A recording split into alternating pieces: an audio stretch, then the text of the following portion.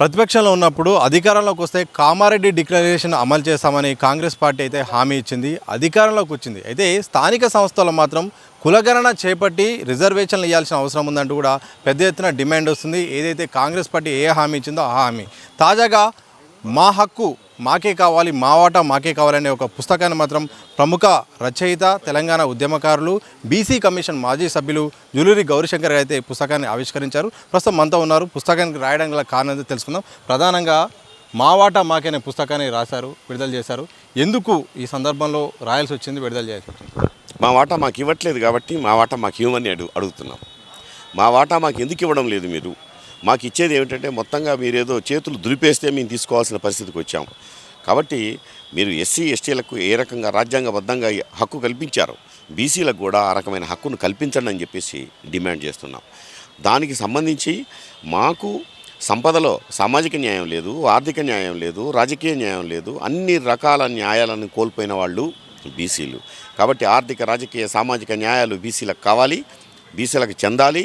దానికోసం బీసీలంతా కూడా ఈరోజు గళమెత్తున్నటువంటి సందర్భంలో వాళ్ళ గొంతుకగా ఈ మా వాటా మాకే అన్నటువంటి పుస్తకాన్ని రాయడం జరిగింది. సో కామారెడ్డి డిక్లరేషన్ ఒకవేళ అమలు చేయకుండా డైరెక్ట్ ఎలక్షన్లోకి వెళ్తే ఎట్లా ఉంటుంది మీ కార్యాచరణ? తప్పకుండా, అంటే నా కార్యాచరణ కాదు, నేను సింగిల్గా నామవాచకాన్ని కాదు, ఆ పుస్తకం నామవాచకం కాదు, అది బహువచనం, అందరు బహుజనులకు సంబంధించింది. తప్పకుండా బహుజనులు ప్రొటెస్ట్ చేస్తారు. ఇప్పుడు విన్నపాలు ఇవ్వడం బహుజనులకు బాగా అలవాటు. విన్నపాలు ఇచ్చి ఉన్నారు కాబట్టి విన్నపాలు ఇచ్చిన తర్వాత వినకపోతే ఏం చేయాలన్నటువంటి విషయాన్ని కూడా బహుజనులే వాళ్ళ యొక్క ఉద్యమ రూపం తీసుకుంటారు. వాళ్ళుగా ఉద్యమాన్ని కావాల్సినటువంటి స్కెచ్ గీసుకుంటారు. ఇప్పుడు ధూమ్ధామ్ స్కెచ్ని ఎవరు గీశారు? ధూమ్ధామ్ అని ఒక పాట ఇక్కడ హైదరాబాద్లో ఉన్నటువంటి దాంట్లో ధూమ్ధామ్ అని తెలంగాణ రాష్ట్ర సాధన ఉద్యమంలో ఒకటి చేపడితే ఊరూరు ఒక ధూమ్ధామ్గా మారిపోయింది. జేఏసీగా హైదరాబాద్లో ఏర్పడితే ఊరూరికి ఒక జేఏసీగా ఏర్పడ్డది. కాబట్టి బీసీలు తమకు తాముగా వాళ్ళుగా వ్యూహరచన చేసుకుంటారు. వాళ్ళు బోనాలు ఎత్తుతారు, వాళ్ళు బతుకమ్మలు ఆడతారు, వాళ్ళ బహురూపాల్లో ఉన్నటువంటి బహుజనుల యొక్క కళారూపాల ద్వారా అడుగుతారు. కవులు, రచయితలు వాళ్ళు ప్రశ్నిస్తారు. బీసీలకు సంబంధించి 1,00,000 మంది ఉపాధ్యాయులు ఉన్నారు తెలంగాణ రాష్ట్రంలో. తప్పకుండా అడుగుతారు వాళ్ళు, మా వాటా మాకు కావాలి. ఇప్పుడు మేము అందరి కోసం మాట్లాడాం, అందరి కోసం రాశాం, అందరి కోసం కళాలు గళాలు విప్పి మేము నిలిచాం. ఇప్పుడు మా కోసం మేము అడుగుతున్నాం, మా హక్కును మీరు ఎందుకు ఇవ్వరన్న విషయాన్ని తప్పకుండా వీళ్ళు అడుగుతారు. అడగకపోతే ఉద్యమం యొక్క రూపం ఎట్లుంటుందన్న విషయాన్ని మనం చెప్పం. ఉద్యమానికి మాత్రం అంకురార్పణ జరుగుతుంది. ఉద్యమానికి సంబంధించినటువంటి భూమిక మాత్రం సిద్ధమవుతుంది. ఉద్యమానికి సంబంధించిన దాంట్లో ఫైర్ కావడానికి కావాల్సిన సందర్భం ఏర్పడుతుంది. ఆ ఫైర్ ఎట్లా ఉంటుందంటే శాంతియుతంగానే ఉండాలని కోరుకుంటున్నాం, శాంతియుతంగానే ఆ ఉద్యమాలు జరగాలని కోరుకుంటున్నాం. శాంతియుత ఉద్యమాలే కొనసాగుతాయి. శాంతియుత ఉద్యమాలు కూడా కొనసాగుతున్నటువంటి శాంతియుత ఉద్యమాల మీద కూడా తెలంగాణ రాష్ట్ర సాధన ఉద్యమంలో మనం చూసాం. చాలామంది లాఠీలతో ఏ రకమైన పరిస్థితి చేశారు. లాఠీలతో మీరు ఎంత కొడితే అంత రిఫ్లెక్షన్ బంతిలాగా మళ్ళీ తిరగబడి తెలంగాణ రాష్ట్ర సాధన ఉద్యమం జరిగింది. అట్లాగే తెలంగాణ యొక్క ఈ నేలకు ఇది ఎర్రసెలక. ఈ తెలంగాణ ఎర్రసెలకకు పోరాట తత్వం ఏంటో మనం చెప్పాల్సిన అవసరం లేదు. అది దీర్ఘకాలిక సాయుధ పోరాటాలు చేసింది, ఆయుధ పోరాటాలు చేసింది. ఆయుధ సమాజాలు ఉంటాయి, ఆర్య సమాజాలు ఉంటాయి, అట్లాగే శాంతియుత సమాజాలు ఉంటాయి. కాబట్టి తెలంగాణ ఉద్యమం అది అప్పుడు ఏ రూపం తీసుకుంటుందో తెలియదు.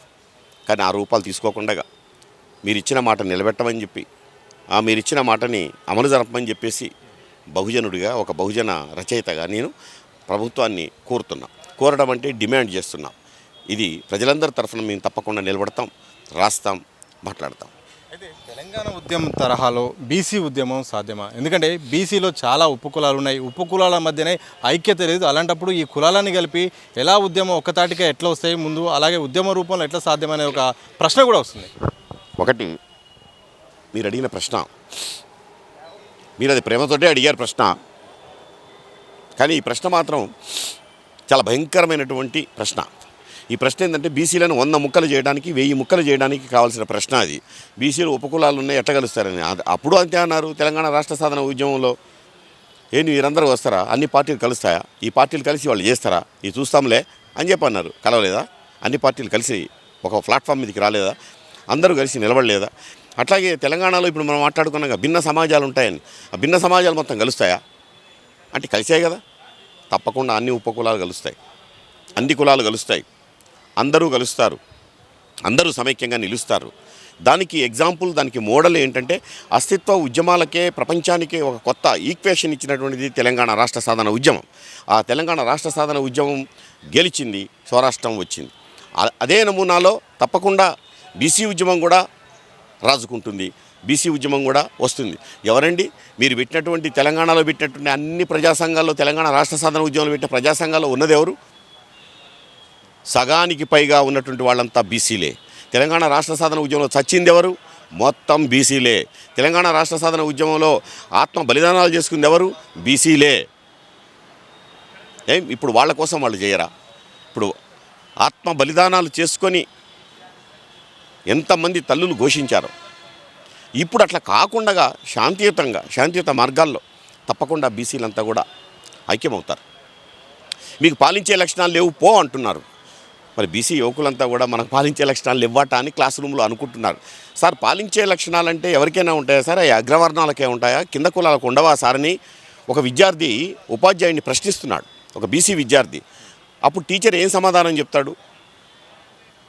ఈరోజు తెలంగాణ రాష్ట్ర సాధన ఉద్యమంలో ఏ రకమైనటువంటి ప్రశ్నలు వచ్చాయో ఇప్పుడు ప్రధానమైన ప్రశ్న ముందుకు వచ్చింది అదే. బీసీలకు పాలించే లక్షణాలు లేవు, మాకు మాత్రమే పాలించే లక్షణాలు ఉన్నాయి.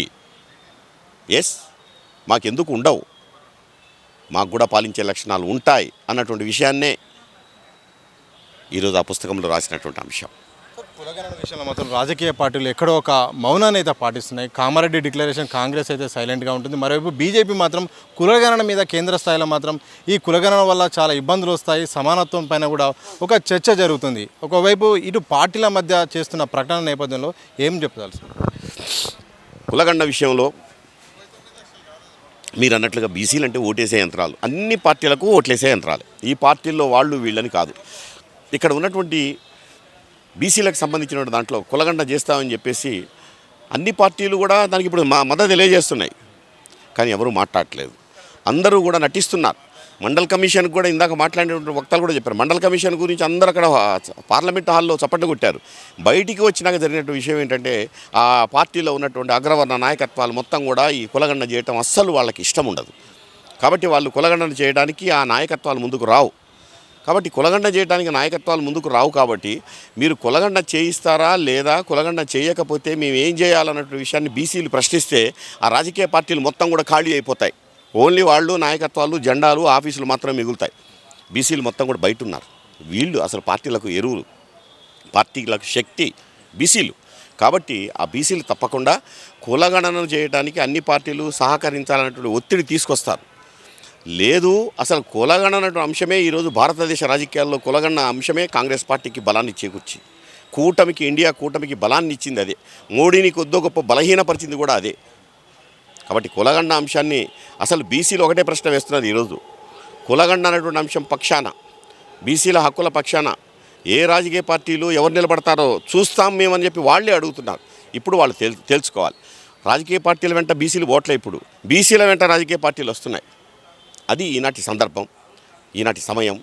ఇది బీసీ సమయం. ఈ బీసీ సమయంలో బీసీలు తమ హక్కుల కోసం అడుగుతున్నారు. రైట్. బీసీలో ఐక్యత రావాల్సిన అవసరం ఉంది. అలాగే బీసీలకు న్యాయం చేయాల్సిన బాధ్యత ప్రభుత్వాలపై ఉంది. మా బీసీల హక్కు ఏంటో మాకు కావాల్సిన అవసరం ఉంది. అలాగే రాజ్యాధికారంలో కీలకంగా ఉండాల్సిన బాధ్యత కూడా ఉంది. అందుకే పుస్తకం కూడా రిలీజ్ చేశాను. భవిష్యత్తులో ప్రభుత్వాలు కూడా అందరూ ఏకతాటికి వచ్చి బీసీలకు న్యాయం చేయాల్సిన అవసరం ఉందని కూడా ప్రముఖ రచయిత జూలూరి గౌరీశంకర్ గారు స్పష్టం చేసిన సందర్భం చూడొచ్చు. కెమెరా పర్సన్ మసూదంతో సతీష్, దిశ టీవీ, హైదరాబాద్.